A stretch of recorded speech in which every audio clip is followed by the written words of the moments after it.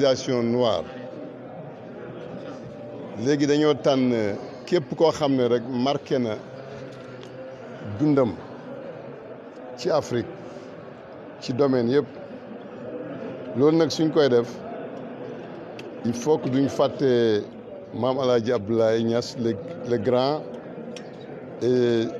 ak mboolem doomam bi surtout Cheikh Ibrahim Niass radiallahu anhu loolu moo ñu indi fii ñi ñëw ci turi xalifa Cheikh Mouhamadul Mahi Ibrahim Niass xalif de la faydatu Tijaniya man ak sama frère Sidi Arabi mu boole ma ak suñ doom yi suñ doom yi ak sëti baay yi ak ñoom ñëpp ñëw nañ ak muqaddam yi Chérif a ngi nii di sët ci baay yaayam di doom ci Cheikh Ibrahim Niass ak imam mu ngi nii Konté ñëw na ak mboolem ak mboolem ñi nga xam ne ñu ngi ci famille bi suñ doom yi comme ni ma ko waxee ñoom Abidine ak ñenn ci muqaddam bi comme El Hadj Ndiaye mi nga xam ne il a beaucoup fait pour lu mel ni ñu taxawal ko ak ki nga xam ne moom mooy représentant université Al Azhar bi nga xam ne ñëpp xam nañ relation am ak Cheikh Ibrahim Niass mu ñëw ànd ak Ibrahima Ndiaye ci turi xalifa Cheikh Mouhamadul Mahi mi nga xam ne xam-xam rek moo ko itteel moo tax mu ne ma il faut ngeen ñëw pour wane jeexitali maam Hadj Abdoulaye Niass ak jeexitali liggéey Cheikh Ibrahim Niass loolu moo tax fii nii da nga gis ne ñu ngi fi wane maam El Hadj Abdoulaye Niass ak ay doomam yi ñu ngi nii toog ak lenn ci wax yi nga xam ne doon na ko wax xam naa monsieur Ndiaye dina ci ñëw ak yéen lii nag mooy li nga xam ne kii kaala Cheikh Ibrahim Niass kaala gi mu daan wékkoo radiyallahu anhu kaala gi bu ngi nii sëriñ bi tamit joxe mbubb boo xam ne bu yàgg mu ngi ko gàdde woon muy Cheikh Mouhamadul Mahi nga xam ne musuñ ko sol dañ ko dencoon rek ci paquet ba tey nekk li ñu doon xaar mooy solal ko place bi moo tax lii bokk na ci souvenir yi nga xam ne dañ koy fàttalikoo Cheikh Ibrahim Niass nga gis ne soo ñëwee fii da nga gis ne téere bi nga xam ne mooy l'Afrique aux Africains l'Afrique aux Africains bi da nga gis ne moom moo nekk fii wax yi nga xam ne moom daan na ko wax xaw ma ndax bind bi leer nag Konté ci yawam de liir ko fii bàyyi ngi ci wax mooy bii ñu def mu ngi wax ne ce 20e siècle parcourir par un courant de liberté que nul ne sera arrêté fi mu ne 20e siècle boobu muy wax daf doon wax ne dina am liberté boo xam ne nit ñi danañ dem ba xam nooteel dina jeex parce que boobu amaguñ indépendance tubaab bi ñoo ñu doon gouverner amuñ indépendance mu leen di avertir ne di wax ne 20e siècle bi danañ dem ba nga xam ne nit ñi dañuy libre ba nga xam ne un étranger du ñëw di ñu gouverner mais Afrique doomam yi ñoom ñoo koy gouverner quelle que soit les religions muy communiste muy capitaliste muy ak capitaliste communisme ak chrétien musulman yooyu yëpp am na ci réew mi seen doom yooyu mën nañ guider seen réew waaye étranger du jugee ca biti ñëw di ñu gouverner donc l'Afrique aux Africains boobu moom moo nekk nii mën nga ko jël man mooloon naa ko boobaak léegi ça doit faire ay 18 ans bii benn tubaab moom moo bindoon ci moom les gars yi ñu wàññi tuuti rek 1962 dafa am benn tubaab boo xam ne dafa bindoon di critiquer Cheikh Ibrahim bi mu koy critiquer bi mu paree addina bi yëpp attaqué ko ci Afrique ci Asie Europe ñoo ñëpp attaqué ko ci ki nga xam ne moom la bind di wax yu ñaaw yi ci moom ak ni mu nekkee koo xam ne àddina bi yëpp janoon nañ ak liggéeyam ci côté yëpp ci diine ci mbokkoo ci politique ci dimbale lépp loo xam ne rek njub la léegi yow ngay wax ci moom li moo tax mu regretté trop parce que jotu ko woon a gis sax en 1968 bi Cheikh Ibrahim demee Paris mu dem mu yëg ne ñëw na mu ñëw seet si ko bi mu ko seetsee mu ne ko man maay ki bindoon ci yow 1962 bàyyi na ko kii mooy kooku bindoon ñu ne waaw mu ne ko man de écrivain laa bindkat laa comme yow mais du ma bind ci koo xam ne xaw ma ko parce que dama bëgg ñi may lire dama leen di respecter moo tax dama leen di bëgg a jox loo xam ne lu dëggu la mais du ma leen jox n'importe quoi tubaab bi tamit daal di ruus lool léegi ci la ko ñaan ne ko léegi dama bëgg nga dimbale ma pour ma bind loo xam ne loolu mooy dëgg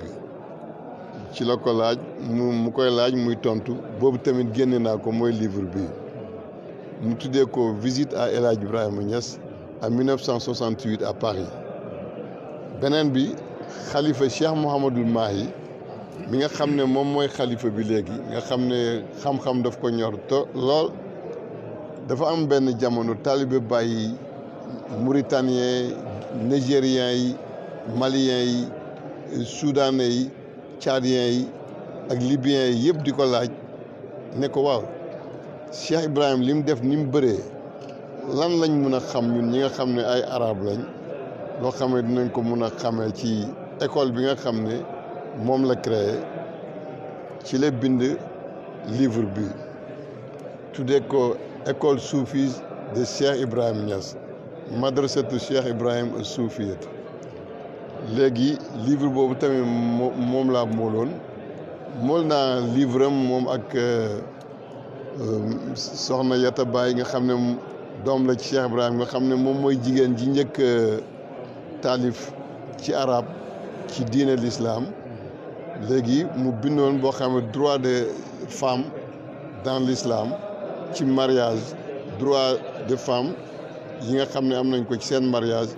mu def ko pour gindi jigéen ñi boobu tamit yàlla dimbale nañu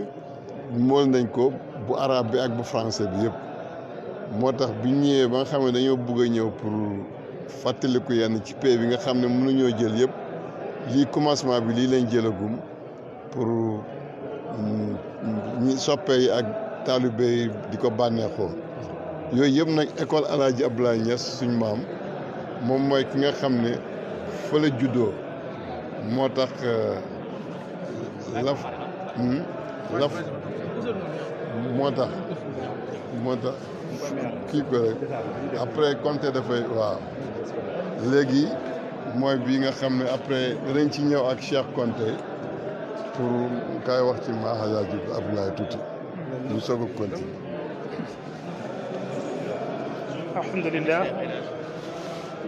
Maam Alaaji fii la écrit bi commencé Maam Alaaji Abdullah bi nga xam ne comme ni ko sëriñ bi waxee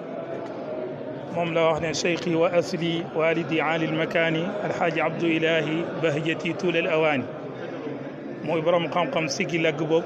nga xamante ni moom rek moo mënoon a jur Cheikh Ibrahim radiallahu anhu lii nag bokk na si ay bindam yoo xam ne livre la mu tuddee ko tambihu nnaasi ala shaqawati naqidi bayati abil abbas mooy yee nit ñi si texewadik képp koo xam ne da nga firi sa jaayante ak Cheikh Ahmed Tidiane radiallahu anhu ñu jël ci faqra yi rek nga xamante ni dafay définir lu tax ñu war a topp Baay radiallahu anhu ndax mu ne njëriñ si topp leen mooy sëriñ si dafa tënku si lu gàtt rek mooy ñaari mbir bu njëkk bi mooy nga xam ne sëriñ bi liñ jublu liñ namm si àndal ak moom ak dugg si tariqaam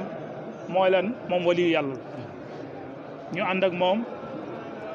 ngir lan ne moom waliyu yàlla la loolu moo tax ñuy ànd ak moom pour lan méngoo giñ koy méngoo mën ñoo xëcc ñu nekk waliyu yàlla wala ñu bëgg waliyu yàlla mu ne deuxième bi moom mooy xam ne moom dafa bokk si abidul adra mooy jaamu pay yàlla bi te moom ku xam la yoon wi nga xam ne noonu la ñuy xamee yàlla ak li si war yëpp loolu lañ koy toppee lii bokk na si écrit bu maam Alaaji Abdullahi si Gilagg moom nga xam ne mooy wayjuru baay nga xamante ni moo nekk nii ak ay doomam si gàttal ku mel ni Alaaji Njaay mun na ñëw mu yeggale. El Hadj bismillah. nga expliqué pour moi.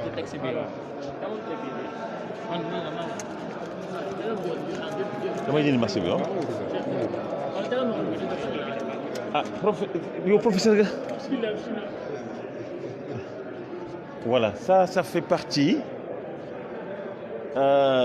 des déclarations phares du Cheikh Ibrahim. Phare en cela que ça reflète non seulement sa dimension intellectuelle, mais aussi sa modernité et sa capacité à prendre table avec les figures mondiales comme celles qui sont citées ici. C'était au Ghana, dans les années 60. Les uns disent que c'était en 61, les autres disent, comme Cheikh Madi, que c'était un peu plus tard. Qu'à cela ne tienne, c'est le Cheikh Ibrahim qui parle. Donc, il était entre des chefs d'État, c'est très important. À son époque, c'était rarissime de voir franchement un religieux être un pic assiette avec des chefs d'État, et puis pas n'importe lesquels. Il s'agit, comme vous venez de le voir, des présidents de l'URSS, le président Brezhnev, du président Kourouma qui était l'hôte, qui les accueillait, qui les invitait, mais du maréchal Tito de Yougoslavie, mais aussi de...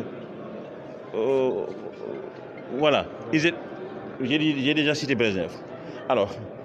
ensuite, cela reflète le manque de complexe du Cheikh Ibrahim. Généralement, les dirigeants du monde, sur le plan temporel, je veux dire, se prennent au-dessus des autres en matière de pensée et en matière de, généralement, prise de décision qui concerne l'humanité. Mais le Cheikh Ibrahim a tenu à donner son point de vue, malgré effectivement leur importance, et sans complexe. Il dit, comme vous venez de lire, en substance, je tiens à dire que le texte est plus important que ça. Ensuite, les mots qu'il a utilisés, j'ai tout, mais il y a un problème d'espace, j'ai fait un résumé substantiel qui rend fidèlement l'idée. Et puis, ouais, en interrogeant ces enfants et d'autres historiens de la Hadara, effectivement, ils y ont tous adhéré. C'est pourquoi j'ai eu le courage de l'afficher comme ça. Alors, donc le Cheikh Ibrahim pense que dans ce monde, à l'époque où on n'avait pas encore parlé de village planétaire, il leur disait, ce monde, dans ma conception, est comme un tout petit village, habité par des gens de croyances différentes, mais qui ont en partage l'espace commun, l'espace public. Chacun est libre d'organiser chez soi comme il l'entend. Mais que quant à la gestion de l'espace en commun, il faut que nécessairement on s'asseye autour d'une table pour en discuter. C'est une belle sagesse. Alors il y a plus tard un autre penseur qui a développé l'idée du monde comme un village planétaire. Ça veut dire que donc il avait anticipé franchement. Il était en avance sur son époque, le Cheikh Ibrahim. Deuxièmement, aujourd'hui, tout le monde sait que, et c'est une nécessité, que les gens dialoguent pour effectivement discuter des questions qui nous lient ensemble dans le monde, parce qu'il y a problème, il y a foyer de tension, il y en a partout. Ça foisonne à travers tout le monde. Ce n'est pas un hasard que Mir Dabaye a été choisi par les Nations Unies comme locomotive dans la recherche d'une paix mondiale. Mais je tiens aussi à préciser que fort des idées du Cheikh Ibrahim, le président du Ghana, Kwame Nkrumah de l'époque, avait créé un institut supérieur où le niveau qui était requis était le niveau de la licence. Pour prétendre s'inscrire à cet institut, il fallait avoir au moins la licence. En passant, on se réjouit du Cheikh Maïniès et du professeur Barham Diop qui étaient membres de cet institut. Alors, Nkrumah s'est inspiré de Baye, c'est pourquoi il l'a invité. C'est à l'occasion d'ailleurs de l'inauguration de cet institut qu'il a fait cette déclaration-là. C'était l'institut de Winoba. Il a choisi donc un site 5 km après Accra pour créer cet institut qui devait être tout simplement un lieu d'apprentissage ou de dialogue des civilisations. Donc, on préparait les gens à se connaître les uns des autres, parce qu'en se connaissant les uns des autres, on se découvre, et en se découvrant, alors, on se comprend et on parvient ensemble à asseoir une conduite mondiale, un code de conduite universel qui peut amoindrir les conflits. Voilà donc l'esprit de l'Institut Winoba. Malheureusement, ça a disparu avec le coup d'État, la chute donc du président Nkrumah. C'est pourquoi lors de la conférence nationale qui était organisée à King Fahd, je disais qu'il n'y avait pas meilleur que Medina Baye pour continuer cette œuvre. Parce qu'en vérité, le président Nkrumah n'avait fait que matérialiser une réflexion du Cheikh Ibrahim. Donc on aurait pu prendre effectivement le flambeau pour non seulement recréer, mais développer même ça au niveau de Kosi qui est symbolique. C'était l'objet de mon intervention au niveau de l'Église. Pour dire que donc le Cheikh Ibrahim, si aujourd'hui on mettait à profit ses réflexions, ses contacts, ses grandes œuvres, comme vient de l'appeler son fils, qui est un grand d'ailleurs fils de son père, il faut le reconnaître, alors donc c'est tout le monde qui gagnerait. Mettons donc ensemble à contribution le Cheikh Ibrahim dans sa dimension multiple, qui en lui seul est comme on dit, une alma mater, plus qu'une université où peuvent s'abreuver toutes les sources. Voilà Cheikh Ibrahim, et alhamdulillah d'être ici à côté de ses enfants pour célébrer évidemment sa coexistence dans cet espace qui est un espace non seulement du savoir, mais un espace aussi de la sainteté. Voilà donc ce que je peux dire par rapport à ces quelques phrases-là.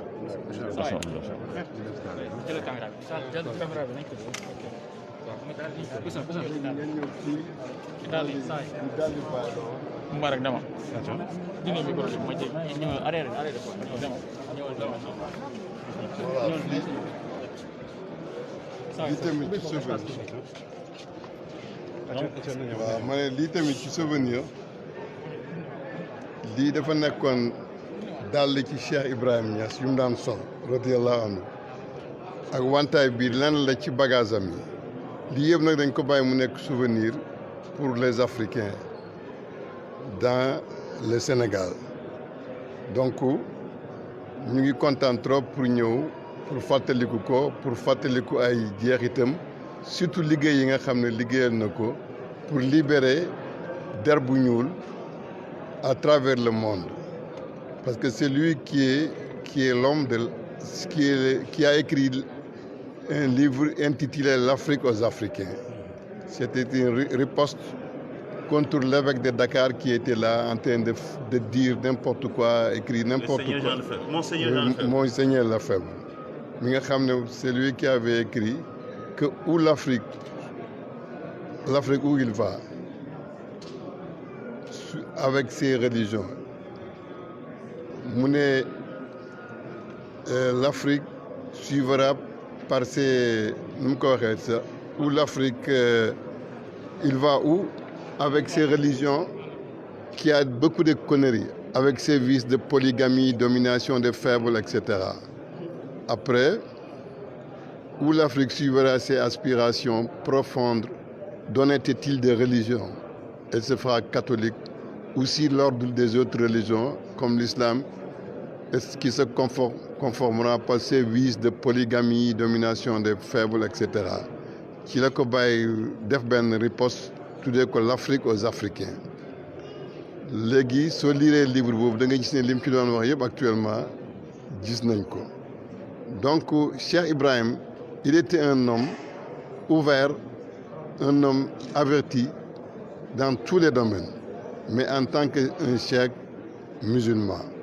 Il y avait un homme, un grand politicien à l'époque qui était au Sénégal, qui avait l'habitude de dire que Cheikh Ibrahim Niass il est toujours entre les deux avions. Un marabout doit rester chez lui en train de prier et lire le Coran et tout ça. Mais un marabout qui est toujours entre les deux avions, après, Cheikh Ibrahim lui a répondu que l'islam, su fekkoon ne noonu la demee du dem fenn parce que yonent bi sallallahu alayhi wa sallam Makka bi mu juddoo su fekkee ne foofu rek la am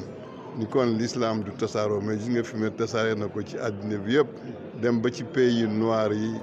Asie l'Afrique Asie partout su taxtoon nag li mu nekkoon di voyager ni kon l'islam du demee noonu wane ne kii dafa nekk ignorant rek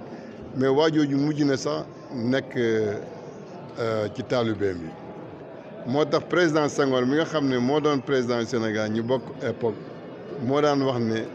Cheikh Ibrahim Niass c'est lui l'ambassadeur de l'Afrique au Sénégal te yooyu yëpp gis nañ ko donc ñi nga xam ne ay chercheurs lañ comme professeur Al-Azhar monsieur Ndiaye ñoom ñëpp ñëw nañ relation yi mu am tamit à travers le monde da ngay gis ne lii preuve la ci lii preuve la ci parce que ki nga xam ne moom moo ñëw ci turu université Al-Azhar bi nga xam ne tout le monde le connaît ci culture ak humanisme et tout ça à l'époque de Baye donc ñooñu ñëpp xanaa léegi la àddina bi changé par les idéologies différentes mais jamono boobu Baye daf ko téye woon ba nga xam ni dëgg rek moo daan dox ba looloo taxaw ñu def ko mu nekk un premier noir bi nga xam ne moom mooy julli jiite mboolem ulema yi nekkoon ci Al-Azhar mu doon premier noir premier africain boo xam ne xam-xamam ak matam ak yi yàlla def ci moom moo tax arab yi daal di nanguloon ko loolu c'était en 1961 donc oustaz نحن هنا نحن معكم في بسم الله الرحمن الرحيم بارك الله جزاكم الله كل خير بسم الله الرحمن الرحيم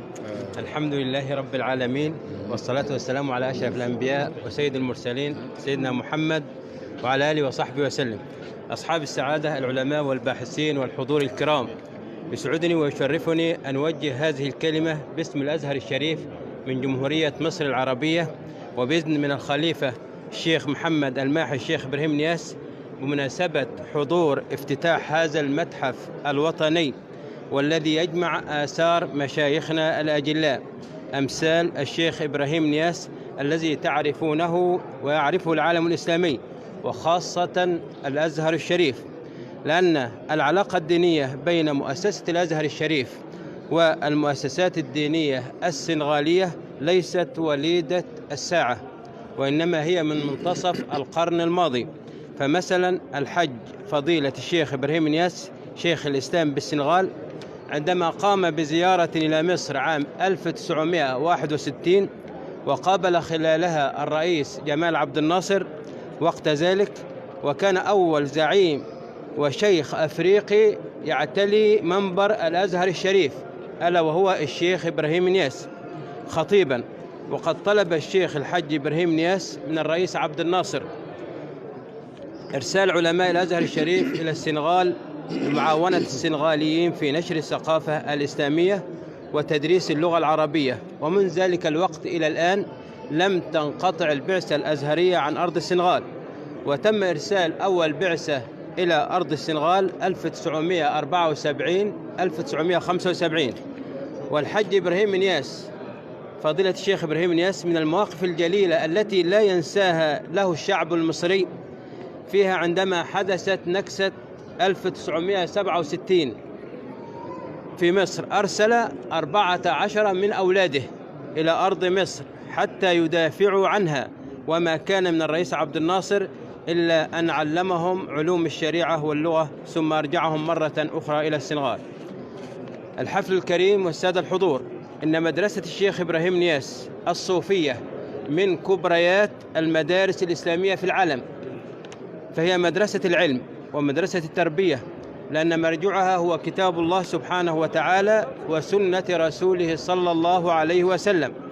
والقصد منها هو التوجه الحقيقي إلى الله سبحانه وتعالى. ودليل ذلك قوله: دليل كتاب الله والبيت قبلتي نصوم ونصلي وبالبيت الحرام نطوف.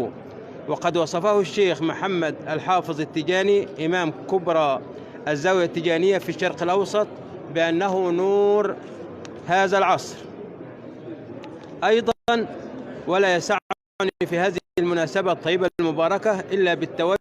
إلى الله سبحانه وتعالى بأن يحفظ الخليفة الشيخ محمد الماحي الشيخ إبراهيم نياس والشيخ المهدي وجميع خلفاء السنغال، ويوفقهم الله سبحانه وتعالى إلى ما فيه صالح البلاد والعباد، وأن يجعل هذا البلد آمنا مطمئنا وجميع بلاد المسلمين، وأن يرفع عنا الوباء والأمراض، وأن يعم الخير جميع بلاد المسلمين. وفي الختام نشكر باسم الخليفة الشيخ محمد الماحي الشيخ إبراهيم نياس أصحاب هذه المبادرة بتأسيس المتحف أولا وتخصيص جناح خاص باسم الشيخ إبراهيم نياس أيضا، ونخص بالشكر الرئيس مكي صال رئيس جمهورية السنغال والحكومة القائمة معه، وفقهم الله سبحانه وتعالى إلى ما فيه صالح البلاد والعباد. أقول قولي هذا وأستغفر الله لي ولكم، والسلام عليكم ورحمة الله وبركاته. جزاك الله خيرا. شكرا.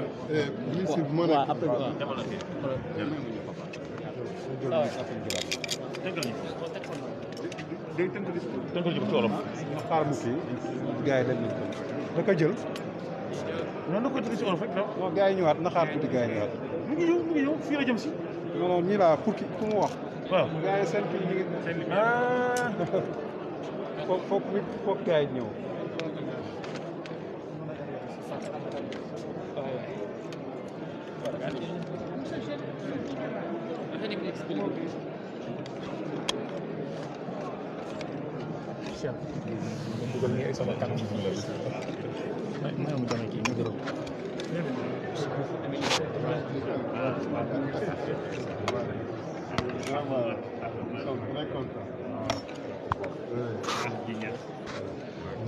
voilà lii mooy Sénégal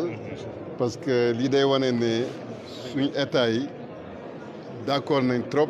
ak chef religieux yi parce que chef religieux yi ku ci tegu ci yoon bi nga xam ne moom lañ la yaakaaree rek ñoom ñu ngi lay xaar pour nga dimbalante ak ñoom parce que peuple bi rek moom moo ñor sëriñ si moo ñor tamit ñi nga xam ne ñooy jiite donc yu mel nii su xewee moo tax toujours dañuy jël sëriñ si di ànd ak ñoom ci ay xalaat ak liggéey ba nga xam ne yëpp su sottee rek danañu wax ne vive le Sénégal. Donc comme tase bi ñu fi tasee nii ànd ak monsieur le ministre mu gis ne ay doomam ñoom ñoo fi nekk donc lii li muy wane rek mooy ànd bi nga xam ne ñu ngi koy bëgg a jëflante ak jeunesse bi. lii nag dama ci profiter pour wax ne jeunesse Sénégal jeunesse bi rek lañu am jeunesse bi tamit Sénégal rek lañu am donc fi mu ne wax yi bëri na waaye liñ bëgg rek mooy ne ñu dimbale leen te xam naa ne ñu ngi seet ay buntu yoo xam ne moom la ñuy def pour dimbalewante ak ñoom yal na yàlla dimbale Sénégal yàlla dimbale jeunesse Sénégal mag ñi ak ndaw ñi ñëpp ba nga xam ne kenn ku ne rek droit yi nga xam ne am nga ko da nga yëg ne yaa ngi ko téye ci sa loxo te fu ñu àdduna bi yëpp moo jafe waaye yal na yàlla tegg ñu jafe-jafe yëpp ba nga xam ne dinañ mën a vivre ci suñ diine ak suñ tarixa niñ ko bëggee te am nañ yaakaar ne loolu yàlla def na ko ba pare te du yàqu mukk. monsieur le ministre ñu ngi lay gërëm bu baax. asalaamaaleykum wa rahmatulah. yu bari ci objet yi am fii moom moo ñu ko jox waaw en tant que doomu Baye Niass moo ñu ko jox valider aussi li ñu fi def yëpp mu valider ko mu wane mooy li ma doon wax muy àddu ci texte yi ak kii yi ñu fi def yëpp voilà donc waaw boobu ba tey bàyyiwuñu depuis bi ñu waaw impression nga am gannaaw bi nga ñëwee ci espace yi nga xam ne moom lañ jagleel Mawlana Cheikh Al Islam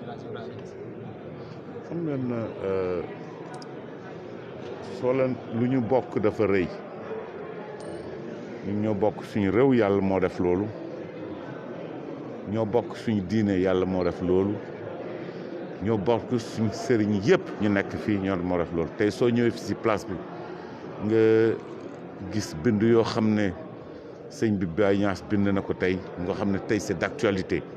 nga xam ne ñoom vision bu ñu amoon lecture bu ñu amoon yàlla moo koy def si nit en termes de sagesse en termes d'orientation lii mooy Sénégal et avantage boobu du am importance la ndax dañu am benn l'islam de tolérance parce que yëpp soo leen liiree lan la ñuy wax tolérance mooy nga mun a supporter keneen ki parce que même si kër su amul borom kër bu amul tolérance doo jubaa sa doom yi borom kër bu amul tolérance doo mun a juba sa soxna yi donc yàlla su defee lu bëri loo xam ne bokk nañ ko bokk aada bokk réew bokk ambition pour suñu réew bi loolu am solo la moo tax lu mu sëñ bi wax léegi lu am solo la relation complicité buy am entre les confréries religieuses et le pouvoir du Sénégal parce que ñoom yëpp benn orientation rek orientation bu ñu koy mooy le bien vivre le mieux vivre pour tous les Sénégalais jërëjëf. jërëjëf vraiment content.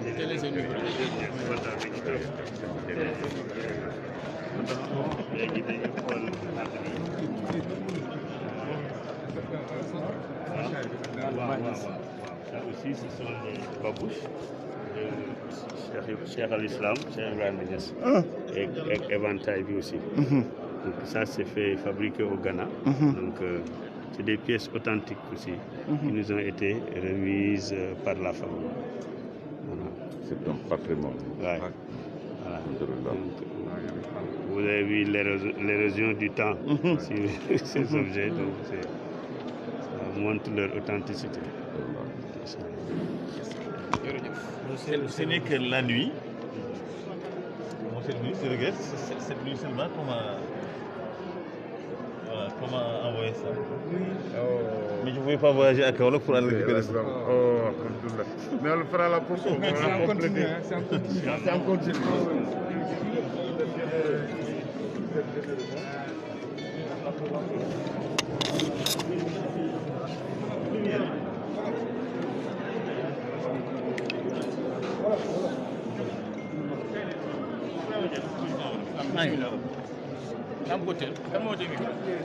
Ana le Mauritanie aussi. waaw léegi da koy jël ñoom ñaar yi bëgg tënk leen wala. waa jëlal na kii jël ko.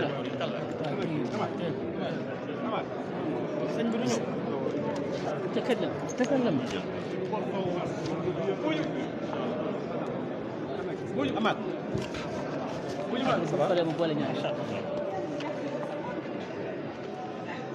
أريد كلمة أريدها الكلمة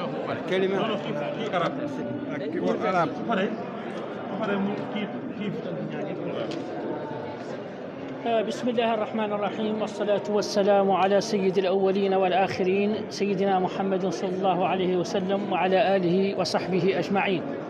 أيها الإخوة الكرام الأفاضل أحييكم تحية الإسلام تحية المحبة والتقدير. لا يسعني في هذا المقام إلا أن أوجه أسماء آيات الشكر والامتنان لكل من ساهم في هذا الجهد الكبير بدءا بالقيادة الرشيدة لفخامة السيد الرئيس ماكي سال رئيس الجمهورية وحكومته وصولا إلى المشرفين على هذا المتحف المبارك. هذا المتحف الذي تم تخصيص أجنحة منه لمشايخ هذا البلد الذين بذلوا حياتهم في سبيل نشر الإسلام وتعاليمه السمحة. والشيخ إبراهيم نياس واحد من هؤلاء المشايخ الأعلام، كان له الدور الكبير في نشر الإسلام في إفريقيا وأوروبا وآسيا والأمريكيتين، وسعى إلى وحدة المسلمين ونصرة الحق، وفي ذلك تعلمون موقفه مع القضية الفلسطينية. والمتتبع لتاريخ شيخ الإسلام الشيخ إبراهيم نياس يدرك تلك العلاقة القوية التي كانت تربطه بالعالمين العربي والإسلامي، تلك العلاقة التي ما زالت قائمة حتى اليوم. وموريتانيا لها نصيبها الأوفر من هذه العلاقة، فنظرا للموقع الجغرافي والعلاقة التاريخية بين الشعبين ووحدة الدين والعلاقات والتقاليد، كل هذه العوامل جعلت أهل موريتانيا سباقين للنهل من معين علوم وفيوض الشيخ إبراهيم ومن تربيته الروحية الفذة. فقد تتلمذ علماء أعلام من مختلف مناطق موريتانيا ليكونوا من بعد ذلك خلفاء للشيخ إبراهيم رضي الله عنه في إيصال مدده إلى أبناء جنسهم ووطنهم. أيها الحضور الكرام، لقد زار الشيخ إبراهيم رضي الله عنه موريتانيا عدة مرات كان أولها سنة 1950 زار فيها بعض أتباعه في منطقة العقل بولاية كريزة بجنوب موريتانيا. وفي المرة الثانية سنة 1967 وفيها زار مناطق مختلفة. وتوجد خطبة مسجلة للشيخ في هذه الزيارة يقول فيها أن الشعبين السنغالي والموريتاني شعب واحد في دولتين، أو كما قال. ودعا الله في هذه الخطبة إلى الشعب الموريتاني حكومة وشعبا. وفي الزيارة الثالثة سنة 1973 فيها زار مدينة واديبو في الشمال الموريتاني بهدف لقاء الملك المغربي الحسن الثاني رحمه الله ورئيس الجزائر هواري بومدين والرئيس الموريتاني المختار الداداه. وكانت للشيخ علاقات قوية مع رئيس موريتانيا آنذاك الأستاذ المختار الداداه طيب الله ثراه. توطدت العلاقات بين الشيخ إبراهيم وزاد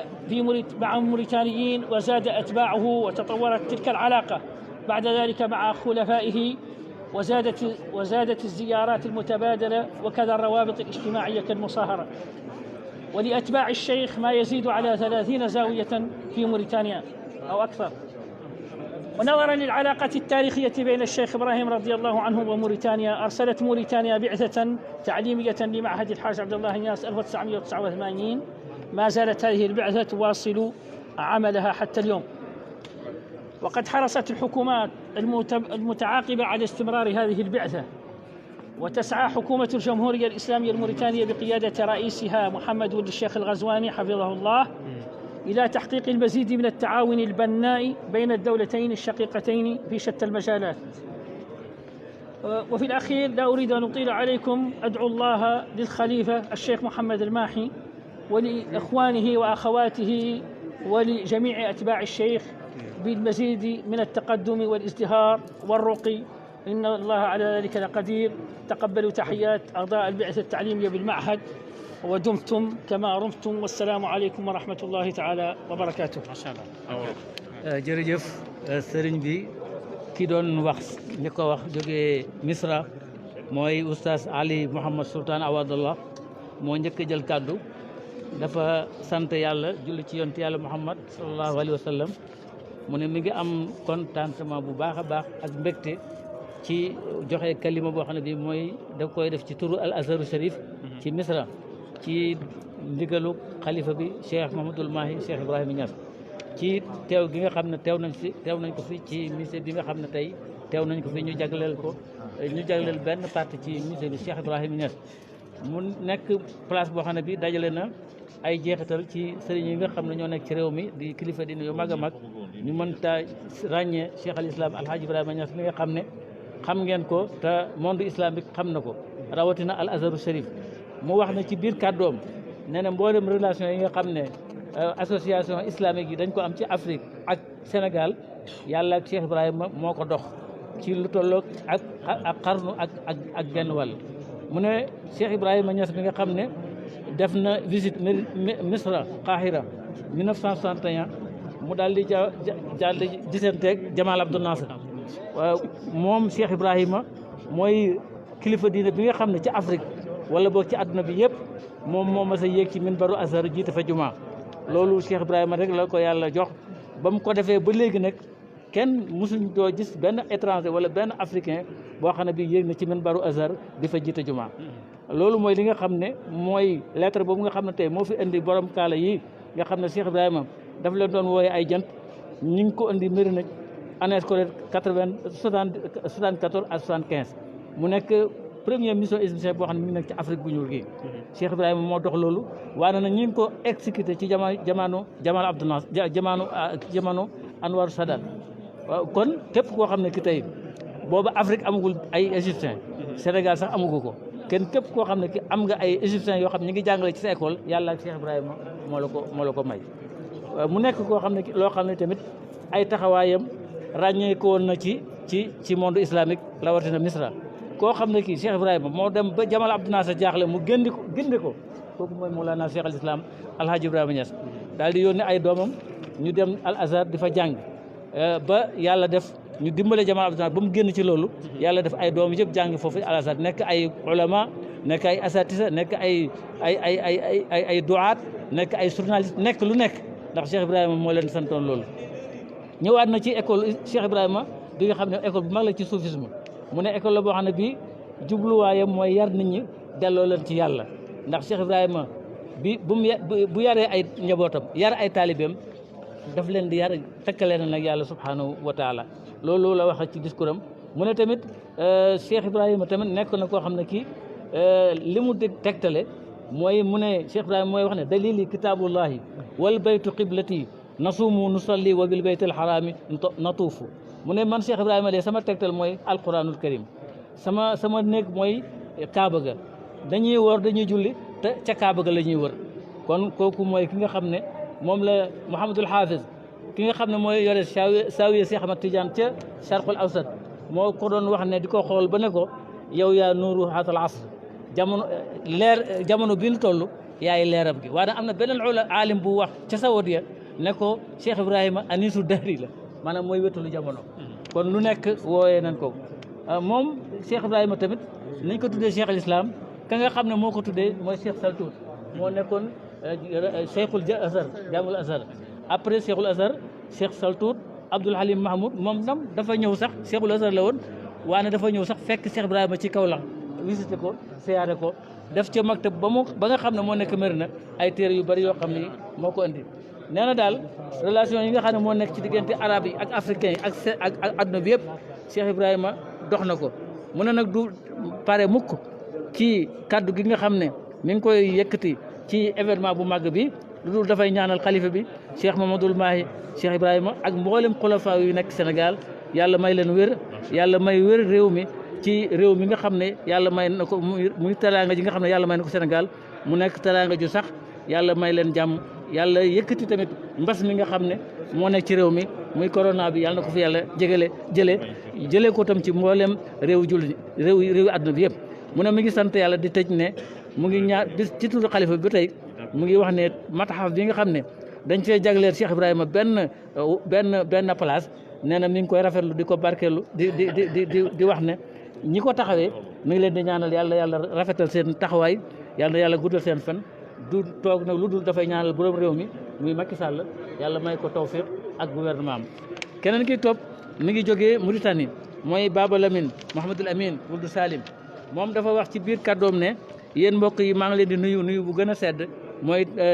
nuyoo lislaam muy nuyoo boo xam ne cofeel ak wegel moo ko làmb mu ne nag place bi nga xam ne moom laa taxaw di wax ak yéen maa ngi sant di kañ ñi nga xam ne ñoo taxawee mbir mu màgg mi nga xam ne ñi ngi koy def maa ngi koy tàmbalee nag ci président son excellence président Macky Sall mi nga xam ne mooy président de la République du Sénégal ak gouvernement am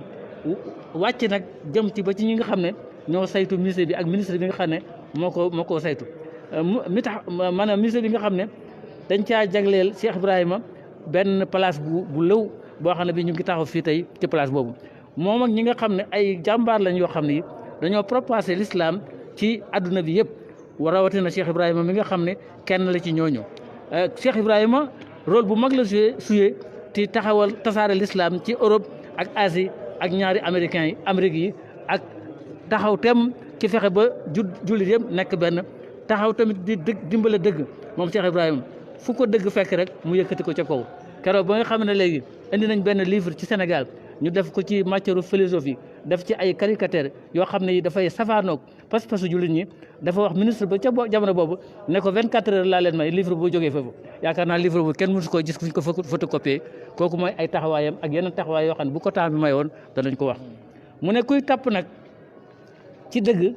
xadiyatu Palestine doy na ci seede taxaw bi nga xam ne Cheikh Ibrahima taxaw na ci xadiyatu Palestine ci wàllu Palestine nga xam ne am na ay Palestiniens yoo xam ne sax dañoo làq woon Medina am na ñoo xam ne sax foofu lañ génne àdduna ca diggoo Medina lañ leen denc mu ne kuy toppatoo nag histoire Cheikh Ibrahima dana yëg dëgg relation bu dëgg bi nga xam ne am na ko monde arabe ak islam réewu islam yëpp rawatina nag réewu jullit ñi relation yi nga xam ne musta dagg ba bés bi ni ki tey waaye nag nee na Mauritanie moom réew mi mu jógee nee na lam ci am na ci cër bu law mu ne ci wàllu boo seete ci wàllu ni ñu dëkkee ci wàllu frontière ak relation yi nga xam ne ñoo nekk ci diggante ñaari peuple yi muy Sénégal ak Mauritanie ak seen aada yi ak seen aada yi dañoo niroo loolu yëpp nag def na Mauritanie ñu jiitu ci Cheikh Ibrahima ndax boo fekkee ne da nga gis aalim wala sirif ku mag a mag koo xam ne que Mauritanie bàyyi na njàngam bàyyi na léppam xam ne Cheikh Ibrahima rek moo jar a topp mu dem Kossy di ngoos ngoosi loolu yàlla rek moo ko may yàlla nañu ko yàlla fayal moo tax mu ne Mauritanie kenn jullitu leen ci naan ci tarbiya bi ruuxiya bi nga xam ne moom la Cheikh Ibrahima andi mu ne ay borom xam-xam yu bëree bëri nekk nañ ay taalibeem ci Mauritanie ak gannaaw Cheikh Ibrahima tamit ay xulafaawam nekk nañ di continuer loolu nga xam ne moom mooy madad bi ila abnaay jinsihim wa watanihim Cheikh Ibrahima nag visité na Mauritanie ay yoon ba ci njëkk mooy 1950 dem na Mauritanie ci benn gox ku ñu benn place bu ñuy wax Logol ci wilayatu Trarza ci département wala région Trarza ci sud Mauritanie mu ne tamit Cheikh Ibrahima beneen yoon visité na Mauritanie 1967 foofu nag visité na ay place yu fasanti ko wa tuujadu xutbatun musajjala am na discours boo xam ne bii enregistré nañ ko ñi bind nañ ko ci ziyaara boobu nga xam ne defoon na ko ci Mauritanie boobu la Cheikh Ibrahima di wax ne peuple Mauritanie ak Sénégal duñu ñaari peuple benn peuple lañ ci ñaari réew mu leen di ñaanal yàlla di ñaanal waa Mauritanie yàlla may leen jàmm mu ne tam am na beneen visite boo xam ne bii 1973 la Cheikh Ibrahima visite na ko Mauritanie waana ca Nouadhibou ci côté nord ba visite boobu la ko waraloon mooy daf fay tase ak président Algérie ak Mauritanie ak yeneen ak président Mauritanie ak Jazaïr wa kaana li Cheikh alaqatun qawiyya ma raïs Mauritanie ba tey moom tamit amoon na relation ak bu dëgër ak président Mauritanie booba muy Mokhtar Ould Daddah nga xam ne ñu ngi ko ñaanal yàlla leeral kanam mu ne tamit tawattadat alaqatul Mauritanie bi Cheikh Ibrahima mu ne relation Mauritanie ak Cheikh Ibrahima gën naa dëgër ba nga xam ne léegi ñu bari ci ay doomam joxe nañ ko foofu ci Mauritanie boo fa demee da koy fekk sëtu Cheikh Ibrahima góor ak jigéen muy loo xam ne lii loolu da koy dundal mu ne boo ko seetee tamit ñi nga xam ne toppam Cheikh Ibrahima lañ ci ay zaawiya yi nga xam ne am nañ ko ci Mauritanie mën na fanweeri zaawiya te zaawiya bu nekk la nekk ci gannaawam ci ay mbooloo kenn xamul nu mu toll mu ne nag xool gi ñuy xool relation historique yi nga xam ne moo am diggante Cheikh Ibrahima ak Mauritanie moo tax mu daal di yebal ay délégation boo xam ne bi ay asatisa lañ ay jàngalekat lañ depuis 1989 ñuy jàngale ci Mahad Alhaji Abdoulaye Niass bi nga xam ne Cheikh Ibrahima moo wax ne Mahad bii de ma sos dama ko duppee sama daara baay ji def naa ko hadiya li ummatu Muhammad sallallahu alayhi wa sallam Mahad boobu nag moom la gannaaw bu Al Azhar yónnee ay jàngalekat waa Mauritanie tam yónnee nañ ay jàngalekat depuis 1989 ba léegi ña ngay sàmm loolu gouvernement bu ñëw rek day sàmm loolu ba ci gouvernement bi fi nekk nii ci jamono yi président Mohamed Ould Cheikh Al Ghazawani yàlla na ko yàlla wattu loolu yëpp ñu ngi koy tabax ci tabax boo xam ne bi ci jamono yi ku fa ñëw rek tabax nga loolu ndax dafa am lu leen Medina jox ci njukkal ndax am na ay événement yu bëri yoo xam ne yi amoon na ci Sénégal waane taxawaayu murid na daf cee ràññeeku ba gouvernement Mauritanie xam na ko kon seen relation dafa yàgg te mu ngi bees mu ne nag mu ngi ñaanal yàlla beesa taalime bi Mauritanie ak mboolem baasaat yi yàlla may leen seen càkkutéef mu ne mu ngi tëj di wax ne seen mbokk Mouhamadou Lamine Ould Salim nekk benn membre bokk ci délégation jàngalekat yi nga xam ne ñoo jóge Mauritanie ci institut islamique Alhaji Abdoulaye Niass mu ngi nuyu sant wasalaamaaleykum.